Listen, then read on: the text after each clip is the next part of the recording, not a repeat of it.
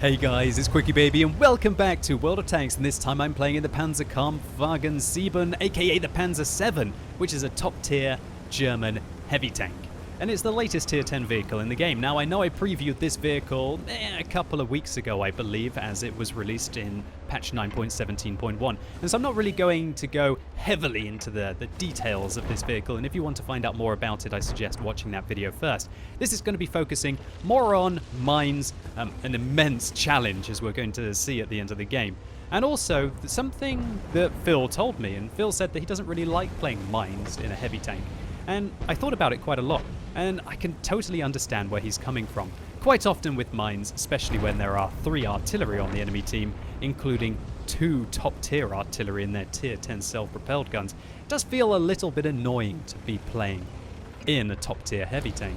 And furthermore, when there are so many tank destroyers on the enemy team, including the joint, or just under, sorry, the second placed DPM tank in the game, the Stridsvagn 103B, that top tier Swedish tank destroyer, then it does feel a little bit punishing if you play quite aggressively. And so quite often in your heavy tanks, on a standard, and also to a degree for the encounter, what you end up doing is just sitting in the location which I'm going to draw on the map around here, this kind of banana, or a poop if you want to be calling it that, or an explanation, more of like a speech bubble coming from my tank commentating on what I'm doing now, really, when we're thinking about it. But this is the kind of area, or shall I say more even hugging in this area here, is where a lot of the heavy tanks would like to sit. And that's because that provides you cover from the enemy tank destroyers, that provides you cover from the enemy artillery. And look, Phil, who's playing in exactly the same tank as me, he took a hell of a beating there. I think he was getting shot by the STRV 103B, who we can see sitting at the back of the map there, and also taking a couple of artillery hits. And you know what? Taking hits from tier 10 artillery, tier 10 heavy tanks don't last all that long, even the really thickly armored ones like the German vehicles. Phil, at this stage, I think we'd had a pretty rough evening of World of Tanks together. Everything just wasn't going our way, and I think maybe Phil got a bit of a rush of blood to the head there with his positioning, trying to really push forwards. And I think in retrospect he would probably want to be playing more of the inside role like what I would be doing here. But you could argue that if both of us were here, then it might be a case of too many cooks, right, in the same kind of position. Oh, random LTTB out of nowhere stops me from shooting the OHO once again. Oh, there we go. Good shot in there for 540. And you could argue that if Phil hadn't taken that position and he was sitting here with me, then maybe that would just give an even more juicy target for the self-propelled guns. And I guess in this kind of a situation, I should be thankful that Phil is getting targeted for once. I know how brutal it is to just have all of the focus of the artillery on you. I think more than many other players on the European server, at least.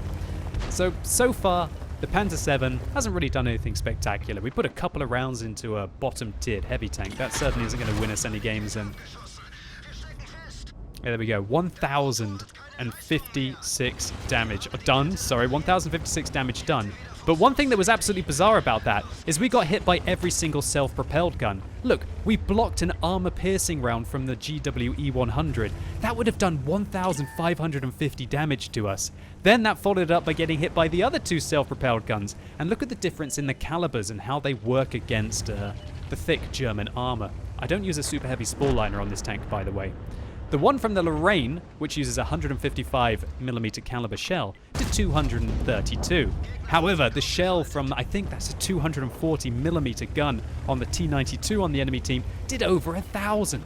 How crazy is that? That high explosive round still takes away, I guess, what's that, about 33 to 40% of my hit points. Absolutely crazy stuff. But luckily, we get a bit of revenge on the artillery there, and taking them all out would be ideal for me, right, if I can remove all of the self-propelled guns. But one at a time, right? One at a time. So we shot down our first of the game. Getting spotted, it's very likely that the enemy Leopard is just using these bush locations here, or alternatively one of the tank destroyers has decided to make a press. But let's not focus on what's going on for me right now. Let's focus on what's going on the west-hand side of the map.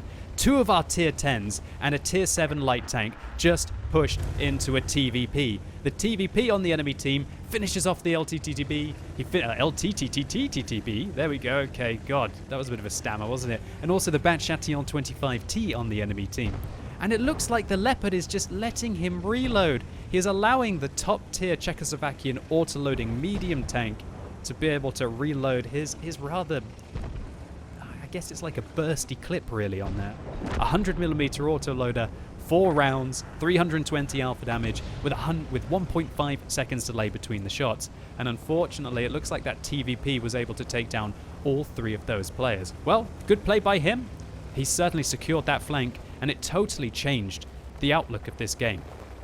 Now, statistically, these are always the tricky ones to win. And we managed to put a good shot there into the Leopard, with the top players on the enemy team all in, the most experienced players on the enemy team all in their top tier tanks. And that makes it exceptionally tricky.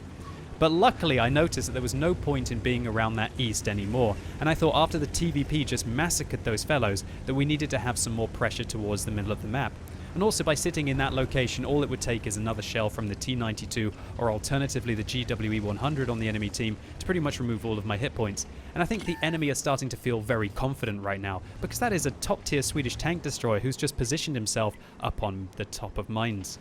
So from here, this is one of the best positions that you can use. When you've still got self-propelled guns at the back, and I've got 3 of them, you can just reverse yourself up here and proxy spot. But it doesn't really help if your artillery can't hit the enemy tanks. And gosh, it'd be so sweet if they hit that Stridsvagn 103B, because that thing's got practically no armor, and it's very likely that they're going to get one shot. And things are just starting to look worse and worse right now. Oh, hello there, Mr. Borsig. Luckily, my frontal armor is incredible on this tank. We're talking about 240 millimeters of frontal armor with 160 millimeters of side armor, meaning that you can over-angle this tank and still be very, very effective.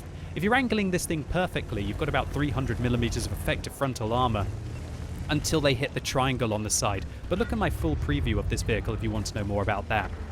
So, we take out the Borsig, and we're just trying to spot. I can't really be too aggressive right now. The Leopard pushes his way around the corner. Will we be able to hit him? No, he's actually ended up behind a rock. You see this rock here? This is going to protect him. And right now, I was just thinking, oh gosh, this is really, really awkward, right? As it's myself and a GWE 100 now against... Is that 5 tanks and 2 self-propelled guns on the enemy team, including 5 tier 10 vehicles? Or shall we make that 4 tier 10 vehicles? And look at this! The Stridsvagn tries to ram me from behind. We do 700 damage to him. I keep my armor facing towards the Leopard, and I just decide to, put him down. We shut him down, and I think the Leopard thinks that we must have shot him. And so he comes out to try and get a shot on me. But we finish off the Leopard as well, taking out Platoon 1 on the enemy team. So right now, I've got a Unicorn playing in the brand new Tier 8 Swedish Premium Tank Destroyer on my right, and a Jagdtiger to the front. And so I'm bouncing the Jagdtiger, and in between the shells from the Jagdtiger, hopefully I can put some pressure on the S1 on the enemy team. There we go. Put a shot into him, angle my armor back towards the Jagdtiger. Come on, Jagdtiger, fire at me, fire at me, fire at me. Come on, the S1, there we go. Bounce the Jagdtiger. 560 damage blocked there.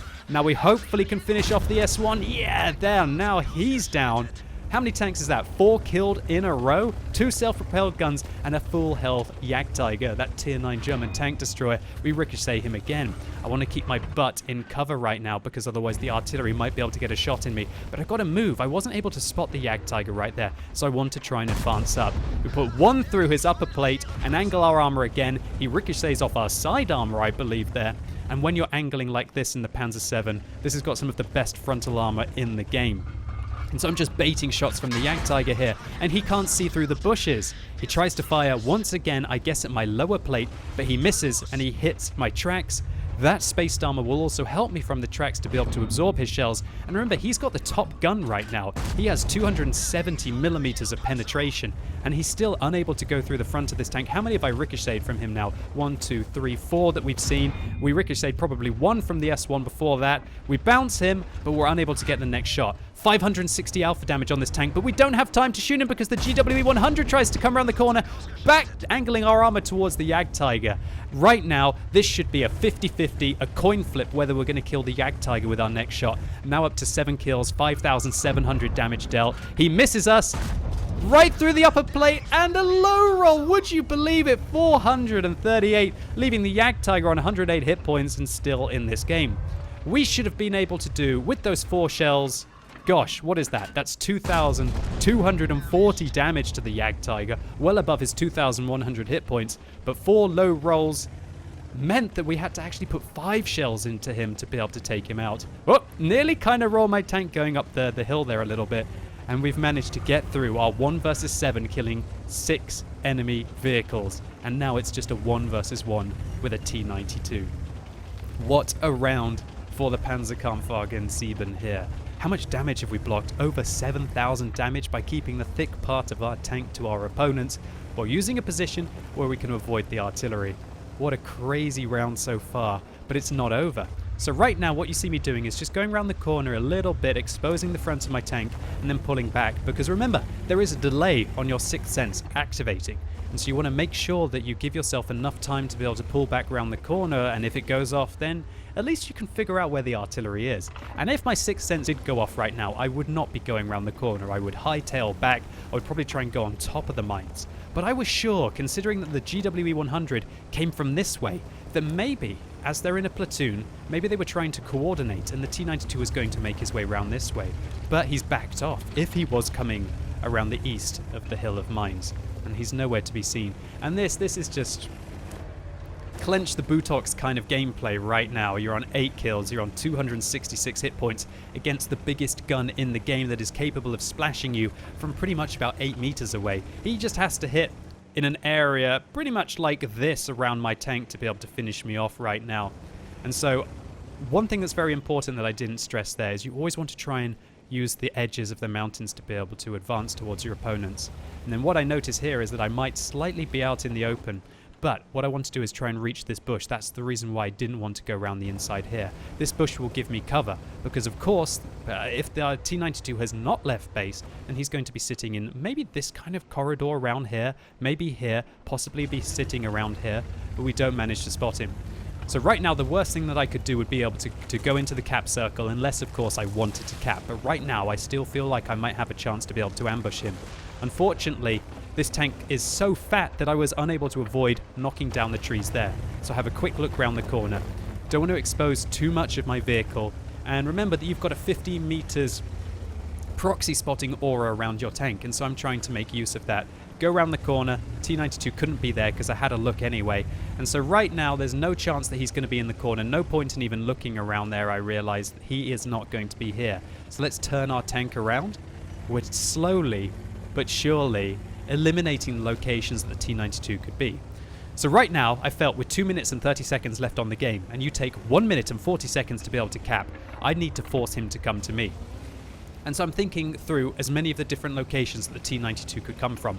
I'm thinking that he might try and go up onto the hill, and if he goes up onto the hill and uses one of the bushes, then I'm just going to drive forwards and try and get behind this mound. And then I'll probably have to try and go fight him. The worst thing that I could do would be able to sit in the cap circle. So right now, what I was thinking is I'm spotting down here. If the T-92 comes from this location, I'm going to be able to spot him. However, if he crests the ridge over here, it's going to have to be more of a clutch shot.